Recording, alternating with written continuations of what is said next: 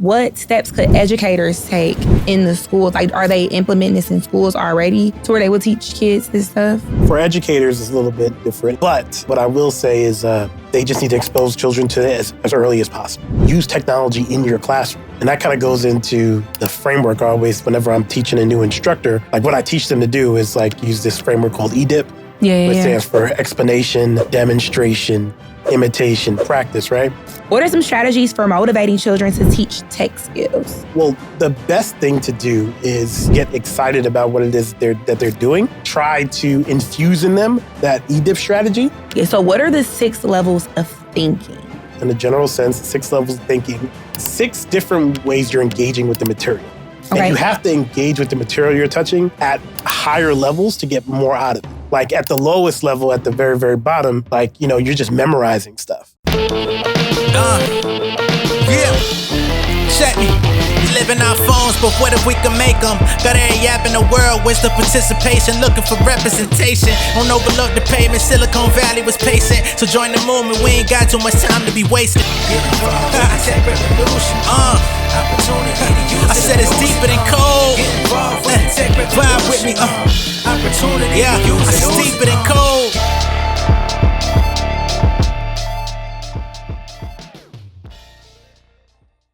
Hey guys, and welcome back to It's Deeper Than Code. I'm Shelby. And I'm Big Papa Code. Period. And today we are talking about preparing children for the future, a tech literacy guide. What does that exactly mean?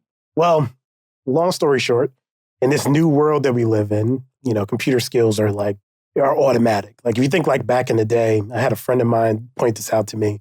And like in the 70s, if you said like you typed like 100 words a minute, you were like killing the game and they were going to throw all type of money at you because of that. But now it's like 2024 and like you don't put typing on your resume because it's like, duh. Yeah, heavy on the... like, duh, you could type.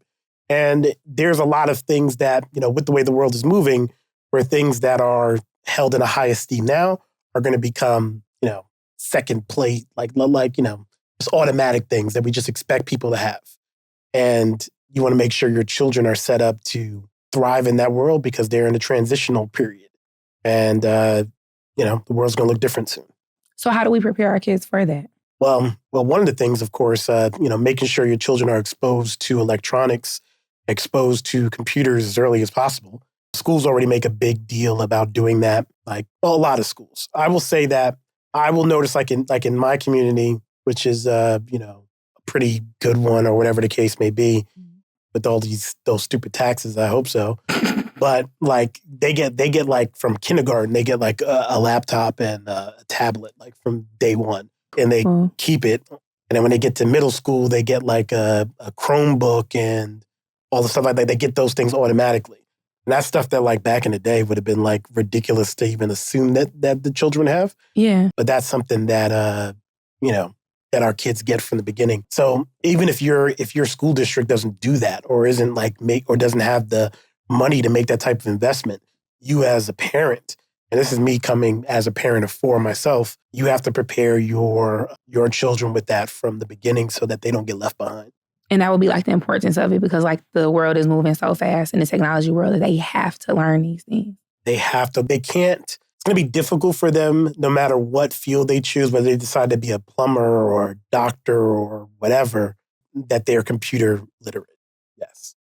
So what are some steps that parents can take to help their children at a very young age? You said your kids get laptops in kindergarten. That's pretty extreme. I mean, granted, my kid is 4, she uses an iPad, but what are some steps that parents can take?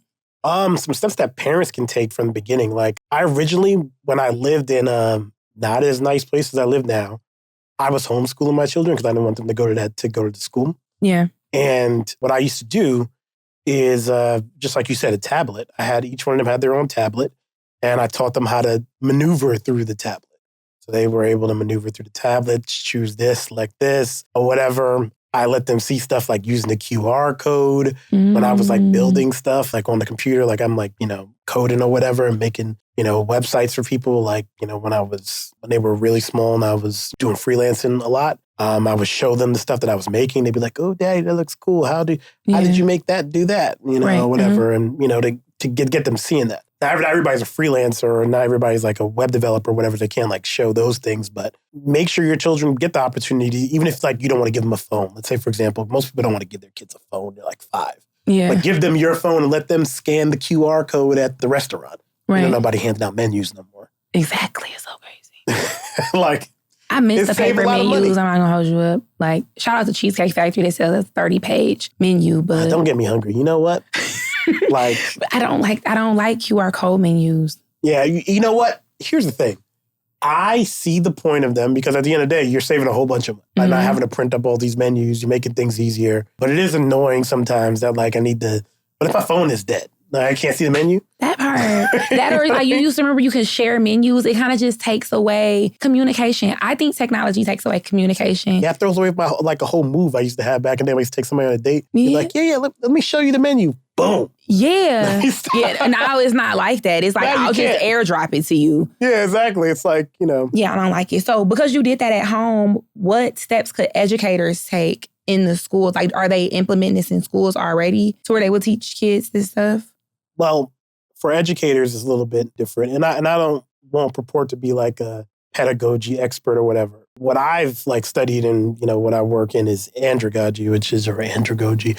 However you want to say it. Yeah, it's spelled the same. But, which was basically, how you teach adults. But what I will say is, they just need to expose children to it as early as possible. The earlier they get exposed, the better.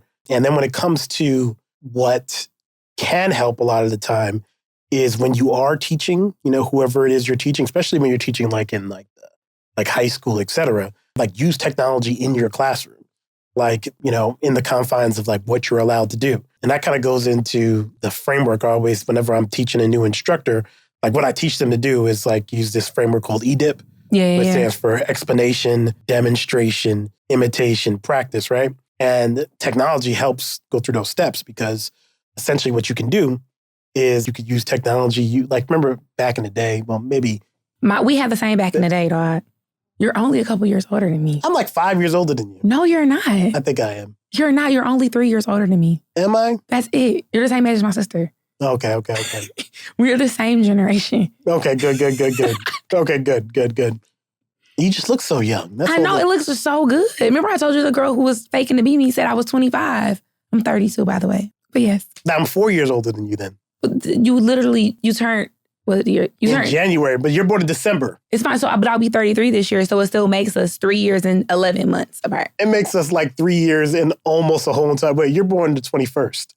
Of 91, yes. And I'm born the 4th of 88. So, 3 years and 352 days. That's 4 years. Okay, fair enough. Fair enough. I'll give it to you. We probably didn't need that whole back and forth. It's okay, but it'll work. How can parents and educators use the EDIP to teach skills? What it stands for is explanation, demonstration, imitation, practice. Explanation just means that I'm going to explain to you what it is I'm going to teach you. So say I'm teaching you, like when I was in the military, I used to teach firearms, right? So if I need to teach you, let's say how to shoot a gun, right? Or maybe I shouldn't use that as my example on YouTube. Spin that back. Okay, so what's another thing you taught in the military? Non-lethal weapons. There we go. Taught like how to use a baton and how to use OC spray, Weapons. Yeah. I'll just use non-military stuff. I don't know why I went to military anyway. But at the end of the day, you want to explain what it is. So let's say it is a baton. That's easy because, if I talk about some technical thing, right. But if I'm teaching like a baton or whatever, first thing you want to talk about, explain what the baton is, what it's for. Like what it's used for, like how you're supposed to use it, et cetera. Just explain how you use this item. Explain how you hold it. Like do all the stuff that you need to tell people about what it is. Yeah. If it's a technical topic, let's say if I'm teaching somebody how to like build a website with like React, that's like a really well-known technology a lot of people use to make user interfaces. So like a lot of user interfaces like Netflix or et cetera are built with that, right? So explain to them, what the use case of this technology is, when it was made, like all the information that you get, like that you just get about something. That's explanation. The demonstration is where then you finally take that piece and you say, okay, now that I've told you what this thing is, what it's for, right? I've defined what it is. I've defended what it is, right? And now I'm going to demonstrate what it is. And I demonstrate like me using it. So then I use it. So if it's a baton, right, for example, I might take out like a dummy or something like that and beat the crap out of the dummy with the baton, but show them how to do it correctly. Like how you're supposed to swing through and then... And don't kill them. Yeah, and don't kill anybody, et cetera. And like, do that type of thing. But it is the military, so, depends on what we're doing. It's not shaky. It's just like, depends on what we're doing. If you're, law enforcement mode in the military, then yeah, you're not trying to hurt anybody. But if you're in like, a different mode, that's a different thing. That's a whole different idea. So, at the end of the day, demonstrating the correct way to use it. So same thing if I'm using a technology like React, and we're going to go ahead and show them how to build a website with it, like actually do it, like do it in front of them so they can see it. And the imitation piece, that's the next piece, and that's the part that starts to capture a whole lot of other, learning types, like explanation, demonstration will catch certain learning types, right? And so there's certain people that like, if you don't explain what the thing is, like why it's important, they can't even focus on the rest. So you have to do that for certain people. Certain people don't care, but the people that do care, they can't watch you demonstrate or imitate if you didn't tell me what the heck it's for, and what I'm doing. Yeah. Some people don't need that, right? Demonstration, it gives everybody a chance to see it straight through. But some people, even when they see it straight through, some people see it and like, oh, I got it. I want to go practice it immediately. But some people, like demonstration doesn't help them at all, right? So it depends. So you're going through all the steps and everybody's getting a little bit from everything, but some people are getting more out of certain pieces. When you get to imitation, that's when you start to get more of the people that like to do stuff hands-on. Because the imitation piece is like, let's say if I'm teaching like in the military or whatever, that's when I like separate everybody and I have everybody stand on their own mat and then I do it in front of them and I watch them do it too. So I do it and you do it. I do it, you do it. And then I can see like what it is they're doing. So they get to imitate me doing it correctly. The same thing that you would do like in like a coding class or something like that. So now I would go ahead and make the thing. Now you saw I did it. Now you do it real quick. All right, does yours work? All right, cool. Yours works. Let's keep going. Let's keep going. Let's keep going. And so you're doing that piece. And then the practice piece is when you actually let them go and do it without you and then come back and show you. So that's like when you say, okay, well, let's say everybody tag up with a partner and y'all practice it back and forth or whatever the case may be. And then eventually you're going to show it to me. It's another thing people normally add on the end, at least I do, the S part, which is the share. So EDIPs with an S on the end. The share part is when you come back with what it is that you were practicing, show it to me, and then I can critique, the practice of the work that you did on your own. So going through those, like I said, you're going to hit all of the main things, right? All of the main learning styles, et cetera, and you tend to leave less students behind. So a lot of instructors will do, especially when adult instructors, because one thing I will say about people that teach children, a lot of times they're more diligent than people that teach adults because, I think you have to be at the end of the day, you know what I mean? But a lot of times somebody who teaches adults is just somebody that knows how to do it. And they're just like, I know how to do it. I took a 1-week class. I got it. And it's kind of like, maybe you should be teaching people, maybe you shouldn't. You just happen to know what it is. So a lot of times they will pick one of the things that they like a lot and just do that. And they don't do anything else. Like they just read PowerPoint slides. Or they'll just like have everybody just practice and I'll tell you what you did right or wrong. Everybody just do it. Do what you think is supposed to do. I'll come and tell you if you did it right. Right? Or like they're doing like a little piece of everything, but you want to make sure you cover all that. You need to explain to everybody what this thing is. You need to show it to them, right? Let's see if you're doing hair, right? Yeah, because everybody's not the same kind of learner. Exactly. Everybody's not the same type of learner. So even if you're doing hair, you should do it like that. Like explain like this is, this French is why braiding. the hot comb is important. This is what it does. Exactly. You know what I'm saying? This is how you use it. If it gets too hot, like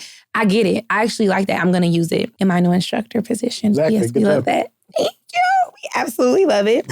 So we talk about encouraging like self-education. Okay. What are some strategies for motivating children to teach tech skills? Well, the best thing to do is you don't want to get your children, right? Me coming in parent mode, you don't want to get your children like to look at it like it's a job or something like that. You want them to get excited about what it is that they're doing. And you want to like try to infuse in them that EDIP strategy without like making them learn it or whatever, but like get them used to like when they want to learn something, like when I tell my kids, okay, boom, go look it up. Well, look up what it is. So that's them getting the explanation of, oh, that's what that is, right? Watch a YouTube video real quick. It goes to demonstration. Now take that same YouTube video and pause it every single time when it's doing something and make sure you could do it like it and compare back and forth. Just use the video for that. Yeah. And then boom, now you got the imitation. And then when it comes to practice, well, that's the part that's hard. Really? That's the part that's hard. Is it because it's on a video? It's like, it's because, you don't have anybody to give it to. So you can go practice, right? But you don't have somebody to verify it. That's when you need somebody to step in to be able to look at your stuff. And the good thing there, it's harder for like, your oldest child, but your younger children could be like, oh, I'll just show the big one. And like, did I do this right? And they can kind of answer that. But if you only got one kid or, something like that, or your kids are like the same age, basically, then it's a little bit more difficult. There's going to have to be somebody around, to help them with that. That's why I like online communities and stuff like that, where people are like, giving each other critiques and all that is good. Because all you really need when you're doing the practice piece is somebody that's just a little bit better than you to tell you like if you did it right and give you some honest, feedback. Yeah, and kids love that. They love the gratification. So what are some resources and tools to support self-directed learning? I mean, the default one everybody knows is Khan Academy, right? And, and I know nothing about that. What is Khan Academy? Oh, yeah, you should bring it up. Oh, wait, can we bring that up? Can we bring up Khan Academy? What is Khan Academy? Can we bring that up? We got a computer guy now. Yes, say hello, Zach. What up? Yay! Wow! But yeah, Khan Academy, KHAN. Yep. See, look at it up there on the screen. Khan Academy, like you can learn pretty much anything that you need to learn in school, all the way up from elementary school all the way up to college. It's there, and How much is that? It's free. Shut up. I mean, no, but I think there's paid stuff on there. I think I've given that. I could do my kid's school through this? You could technically do that, yes. And there's plenty of teachers that use this material to supplement in school. So, yeah, you 100% can. And at the end of the day, like the guy who started Khan Academy, he was just a person that like he was tutoring like some family members or something like that. Uh-huh. And then he made videos for them. And they was like, I like it better when you just give me the video than when you try to like teach me live. Right? And then he got offended, but he was like, oh, maybe I just figured out something. And then, they just have a whole bunch of videos. See, with practice exercises, instructional videos, and personalized learning dashboard, Khan Academy empowers learners to study at their own pace, both in and out of the classroom. And not the infomercial voice, okay? That is crazy. I literally knew nothing about that. Yeah, no, you should definitely use, especially thinking about like teaching your children yourself or whatever. It's a good tool. I'm taking it, okay? Definitely take it. So what are the 6 levels of thinking? The 6 levels of thinking.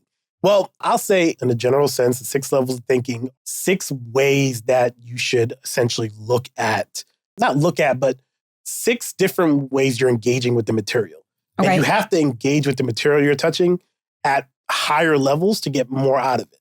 Like at the lowest level, at the very, very bottom, like, you're just memorizing stuff. Highest levels, you're like synthesizing material and figuring out and like weighing things against other things. There's like 6 different levels. So one of the levels is knowledge, and that's like the first level. So what is like a characteristic of that? Well, at the end of the day, like just rote memorization, just looking at flashcards and just kind of knowing what a thing is, but that doesn't mean you actually know how to apply that knowledge and do something with it. So that's good sometimes, right? But you see that a lot of people that like, that's the way they study in school. They kind of hate school. It's like, all I'm doing is memorizing stuff. I don't feel like I'm acting like you don't know anything from that. Yeah. And what you really got to look at, especially with your own children and yourself, you got to look at like, what ways that they actually internalize information to begin with. And it's not going to be from them. You can read as many flashcards as you want. That might help some people like memorize some stuff, but it doesn't like make you good at applying the knowledge you learn. And I remember like, my father used to always say, in everything you're getting, get understanding, and and I'm pretty sure it's like in the Bible or something. Yeah. I'm pretty sure it's in there. If not, it sounds like it should be. Yeah, okay, we're going to look that one up. It sounds Bible adjacent if it's not. But at the end of the day, like his whole entire point is, my father used to be an instructor too. Oh. And me, my father, and my sister all are instructors actually. We've all like, always made money of educators. We love that. Yeah. My father can't go anywhere without giving a lecture either. That's a good, you might think that's a good or a bad thing. No, my dad's the exact same way. They just, all they do is like lecture. I didn't look for, how kids like, oh my God, I want to get a whooping. I'm like, I don't want to hear his mouth. Like it was that for me. Like, please just beat me. I don't want to talk to you for 2 hours about this. Please it's like, I know where I went wrong, but lecturing when you get older is, it has it's moments where it's like... That's when you start to be like, you know what? You're not tripping. Like, yeah, you was right. That makes sense, but I was 15. I don't know what you thought I was going to get. Yeah, I'm not going to get it at 15. I literally was talking to my daddy today, and he was like, dang, you really do listen to me. I do, but I just wasn't able to receive it 10 years ago. Mm-hmm. It's fine. We're growth. we're growing. And that was something he used to always say all the time. I would go to school, right? And I would be like, I got the thing memorized already, but do you understand its application? I'd be like, Dad, like, I'm about to get 100 on the test. I don't care. Like, that doesn't matter. I don't care right now. I don't care how to apply this. You know something crazy? Please tell me. We're going to get back to what we were just talking about. Mm-hmm. We got like 5 other levels to talk about, right? But at the end of the day, recently, I was solving a problem, right? And it's a little bit of a complex problem. And the way to solve the problem was the quadratic formula that I learned in high school. And it was like burned in my brain. And my father very rarely got involved in like what I did in school. It's one of the few times where like, not that he knew the quadratic formula, he didn't know that. Yeah. That's the type of engineer he was. So he didn't know what that was either, but he saw me doing it and he like made a point to make me like make a point about it or whatever. Yeah. Like he was trying to make one of those life lesson moment things. That's why it's great to have a father. Isn't it so awesome? We love our dads. It really is. Your dad. Yeah, high five. We love dads. But at the end of the day, yeah, like the quadratic formula is one of the things I would never forget. Right? Negative b plus or minus square root of 4ac over 2a, you know, all that. Oh, that's so cool. You know how to TI-83. But yeah, like he made a big thing about it. And like that, and like I was solving a solution. This is when I was working, you know, at a tech company or whatever, and we have like all these crazy algorithms or whatever we have to do. And I was trying to find a more optimal solution to like, to this program I was writing. And when I saw it and I looked at it, I was like, wait, something about this. And when I looked at it close, I was like, wait, no. Core memory. Is this finally going to be a time when I could use this thing from like, you know, from high school that I've never had a chance to use ever again in my life? And I was like, it's there. When I actually did it and I got the solution, I was like, wait, that's the answer. This is crazy. This is really the answer.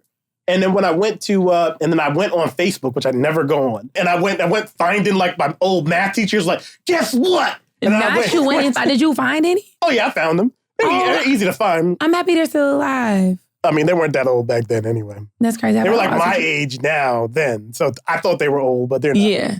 So, but I mean, unless I'm old, but then whatever. You're not old. Exactly. So they weren't old when they were 36. So, yeah, you're right. Yeah. But at the end of the day, like, and then I went into like the group chat for my high school. My high school has like not a group chat, like a Facebook group. Yeah. And I went in there and was like, look, I need to tell all of y'all because I know y'all all did the same curriculum and guess what I just got to do? And I shared the whole problem and all the steps I took. And, you know, I went to a nerd high school. So there were actually nerds that were like super excited. It was like, I can't, this makes me so excited. You know, this was like the highlight of my day. It was the highlight of my day. Yes, that's your core memory. I love that for you. But not you went to a nerd high school. What does that even mean? I went to high school. You had to take a math and science test to get into the high school. Oh, that's so cool. Yeah. So, I mean, it was a nerd. It was a school for nerds. No, it was a school for smart people. Yeah, school for smart people, right? Like, you know, from all different backgrounds. Like, you know, we had smart thugs in our school, too. Oh, I love that. You know what I'm saying? You know, because you in New York, right? Yeah, we're from New York. I love that. Yeah, I would love to see what that was like back in the day. The thugs in the smart school. What do you think they do now?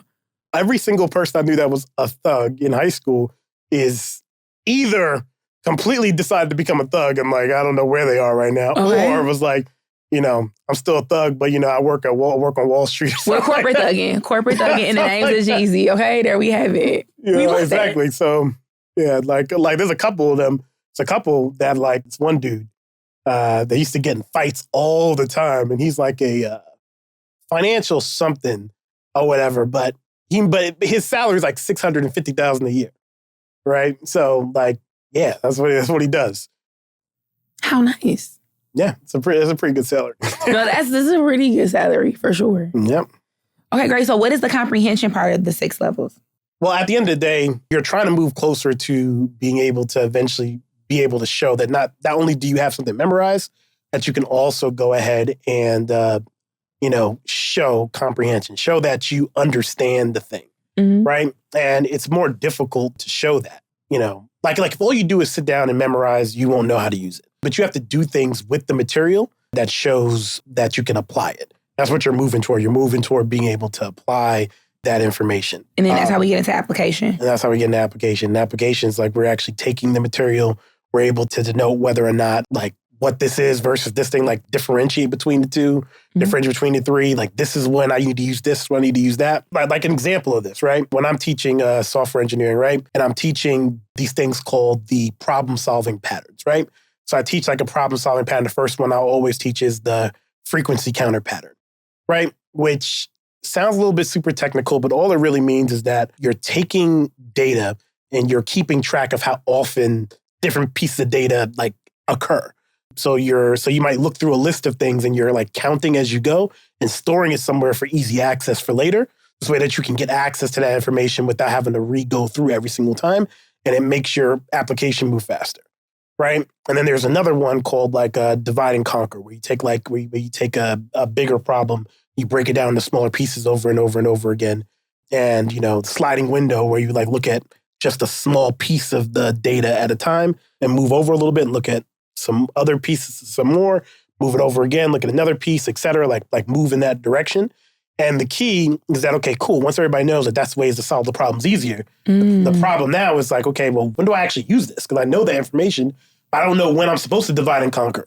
I don't know when I'm supposed to frequency counter. Yeah. I don't know when I'm supposed to sliding window. And then we get into the analysis of it. Exactly. And then you need to be able to analyze the data in front of you and, be able to, be able to ask yourself questions about it, be able to answer those questions. Like that's what you're trying to do at that stage. And then we have the synthesis. That's when you're taking different things and you're putting it together. So it's like, so sometimes you might need to frequency counter and you need to sliding window with the data after you do that. Then you need to go ahead and do some other problem over here. Or you need to figure out when it's time to use the quadratic formula. Whatever the case may be. And then we finally have our evaluations. Yeah, and that's when you're actually looking to see like weighing things against each other. Like if I let's say you read a paper, right? And so I read a paper, let's say, some academic paper. I need to be able to look at it and say like whether or not the things that person talked about, like if I agree with them, if I disagree with them, why I agree with them, why I disagree with them, et cetera. Like I can,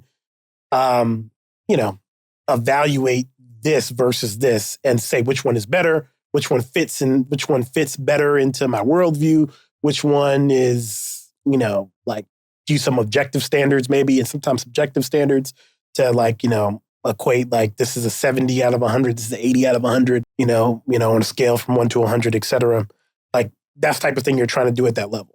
But when you get to those higher levels, when you start analyzing, when you start differentiating, you're starting to evaluate between two different things.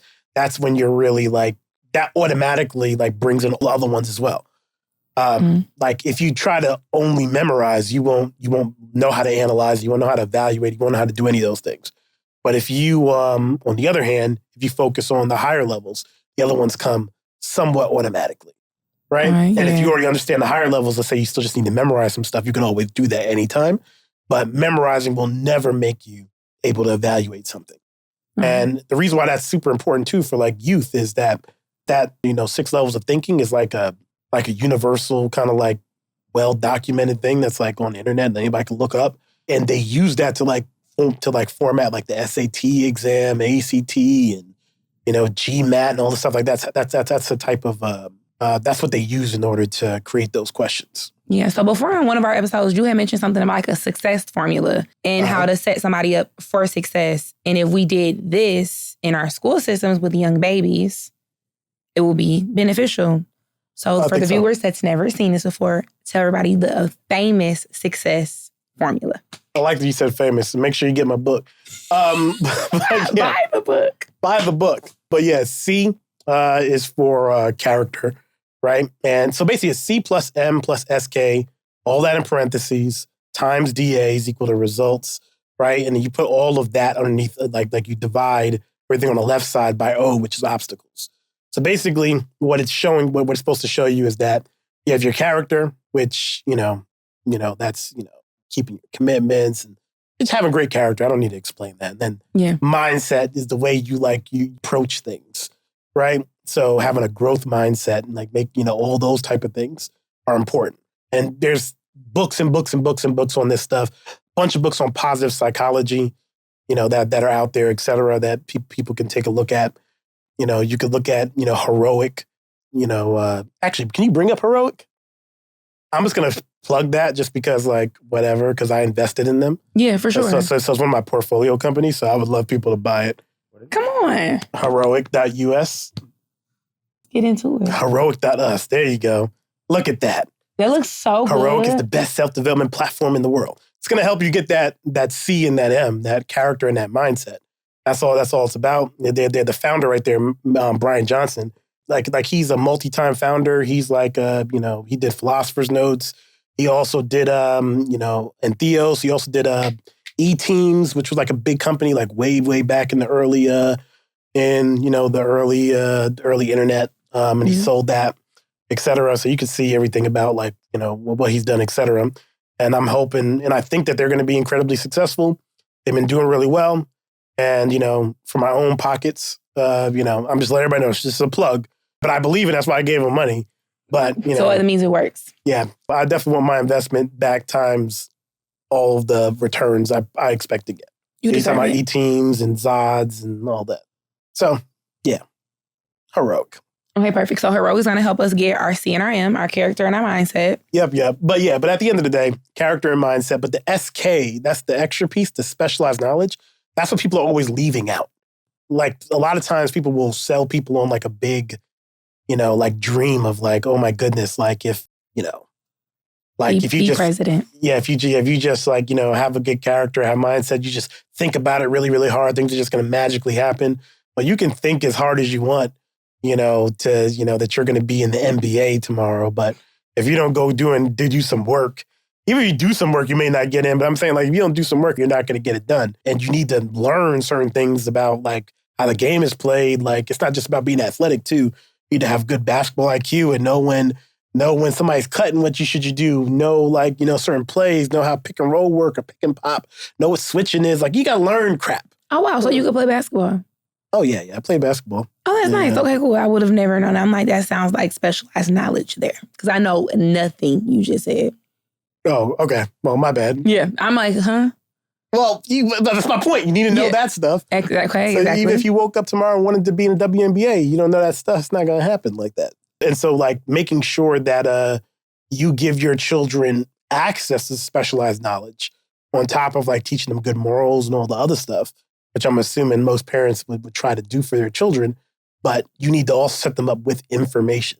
It's not good enough for them just to be good people necessarily. Like, you also need to, help put something in their hand. Like what I do for my kids, there's this book called Talent is Overrated, a really, really good book. And inside of there and in a whole bunch of other places, they talk about this study where they found out that in order for somebody to become a master at something, they got to do 10,000 hours of it. So 10,000 hours to become a master at whatever it is that they are, that you're working on. So like, for example, when I identified that my daughter was good at drawing when she was like 6 years old, I try to get her on the 10,000 hour thing from there. And my daughter now is 14. She can look at, you see some math up there, right? 10,000 hours is 416 days. But if you look at it this way, right? If you take, 10,000, right?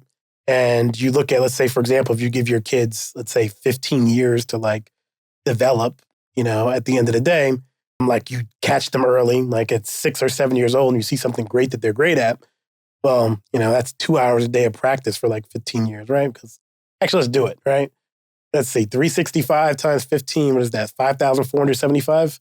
And then you need to do 10,000 hours. So yeah, that's 2 hours. 2 hours a day.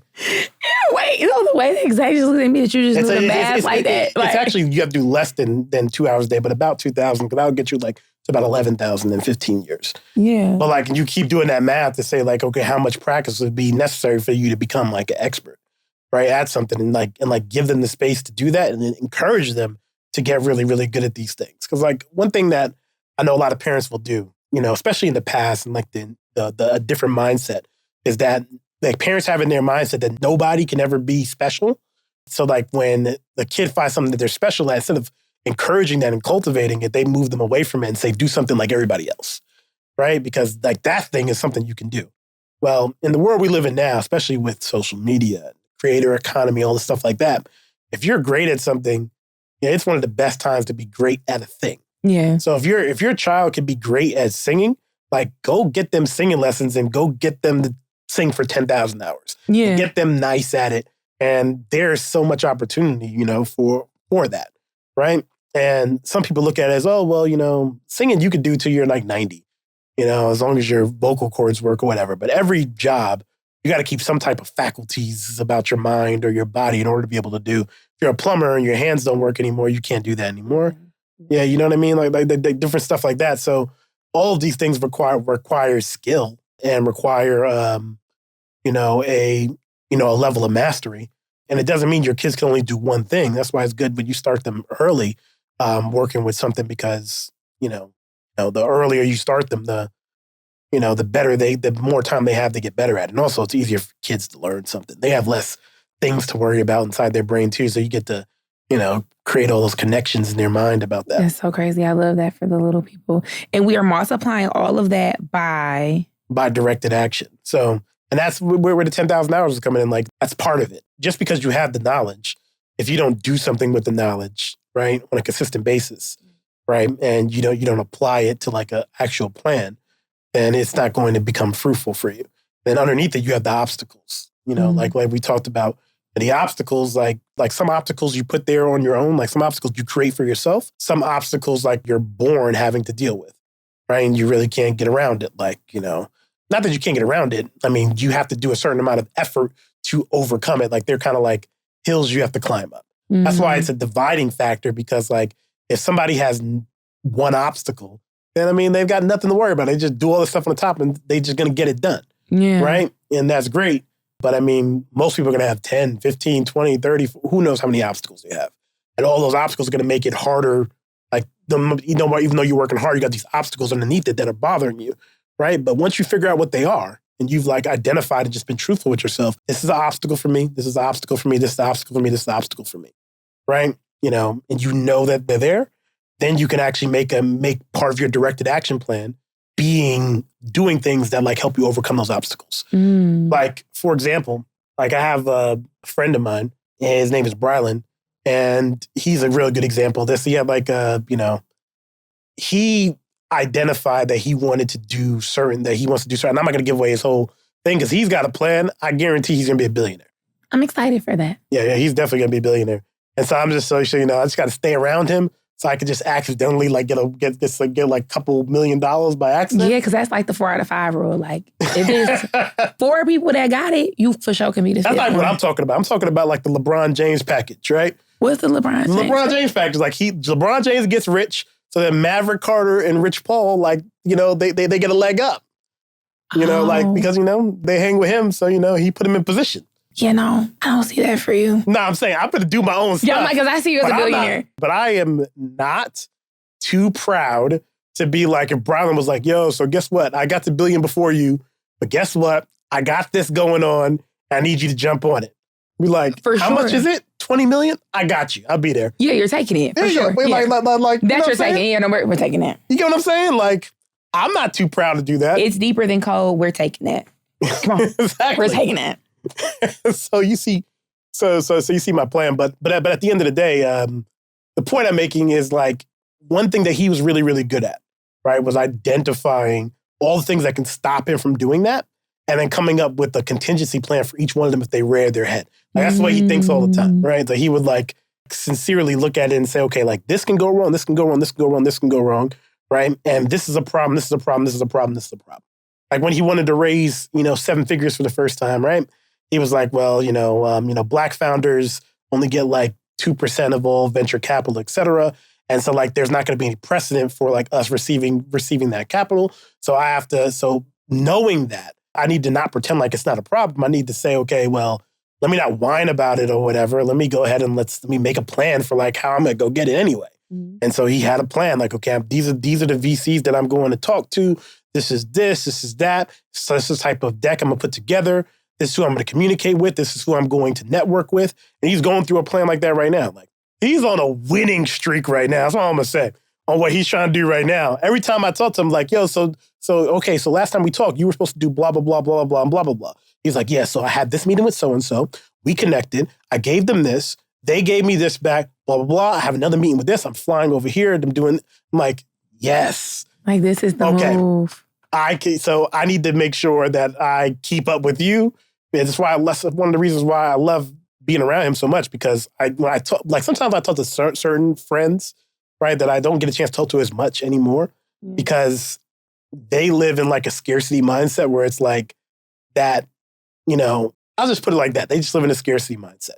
And we come from the same neighborhoods, et cetera. So we have like similar situations, right? Mm-hmm. But nobody's situation is exactly the same. Right. I could say objectively, though, Brylan's situation that he comes from is worse than mine, right? Like where I started from economically is better than his starting point. Okay. I didn't have the greatest economic start, but I already told you I had 2 parents. So there you go. 2 people had a job. Like, that's already like... A win is a win. That's already like, we're already winning right there. Yeah, right. With that. So his situation was not that. And a whole lot different. And I would venture to say, like, I don't have any problem saying it. I think he's more successful than I am, right? And he's younger than me, too.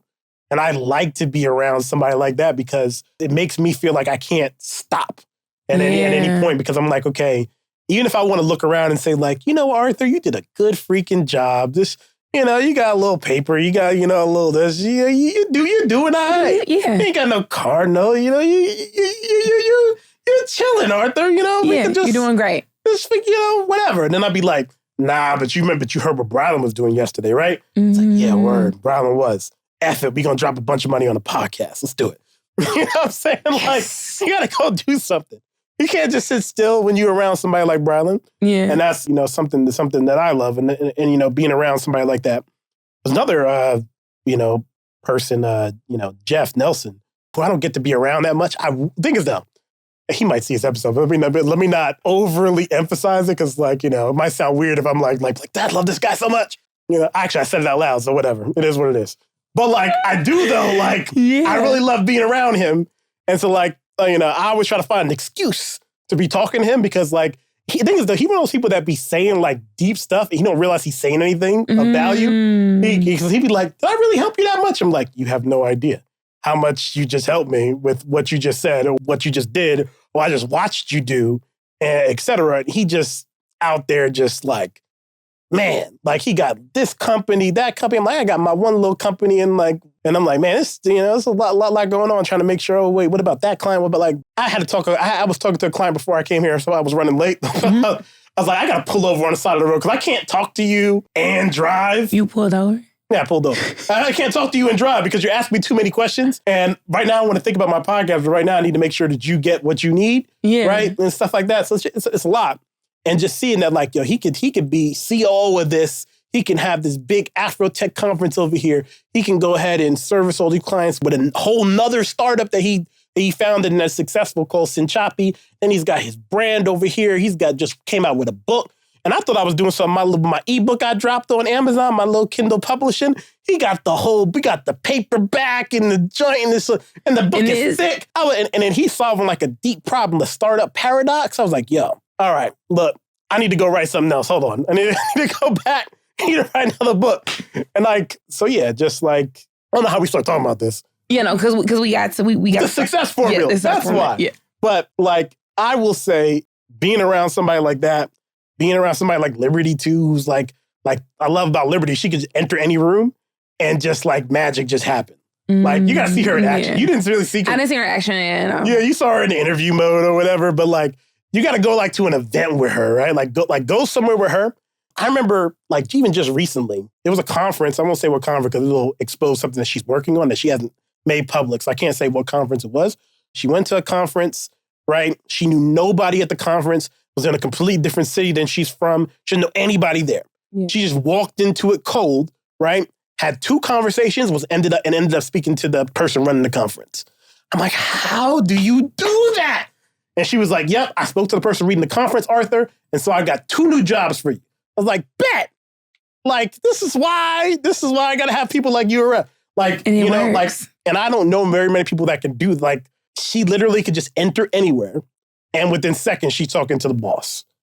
And it was crazy how it's not it's luck, because I've seen it happen on numerous occasions. She could just do it. Yeah. And I can't duplicate it. Right? It's literally when I met her, it's in her and it's on her. It's just who she is. Exactly. Yeah. She's taken the success formula and mastered it. And we've seen that it worked. Her results are amazing. Like, You're amazing. She can get a meeting with anybody. I mean, I say anybody, anytime, or whatever, but probably. Yeah, but that's the goal. Probably. Like, she really knows how to work a room, how to network, how to do all those things. And I'm not naturally good at that at all. Like, we're working on it though. Yeah. I work on what I'm good at. You know how you try to emphasize your strengths, right? Yeah, that's not true. You know what I'm good at? I'm good at liberty, somebody talking me up, and then at the end of the day, and them setting up a meeting, and then I show up at the meeting, and they're like, "Oh, so you really did have a guy that knows how to do this," and then I wow them with what I actually know how to do, and then go from there. I'm help with the close, but I'm not as good with help with open. It's okay though. You have a great special skills. I see you have it a little bit though. So I do. I was gonna say, I'm like, but I don't want to toot my own horn. I don't. But I'll toot your horn. I can see. I can see. Thank you. I appreciate it. Thank you guys so much for stopping in with us. We are here every Sunday at 9 p.m. Make sure you like, comment, subscribe, and we'll see y'all next time. I'm the one that you should call when you learn to code. Success follow me around if you didn't know. From the bottom, so the top, the only way to go. Yeah, man, they call me Mr. CTO. I'm the one that you should call when you learn to code. Success follow me around if you didn't know. From the bottom, so the top, the only way to go. Got in this game from a humble beginning, but now we winning.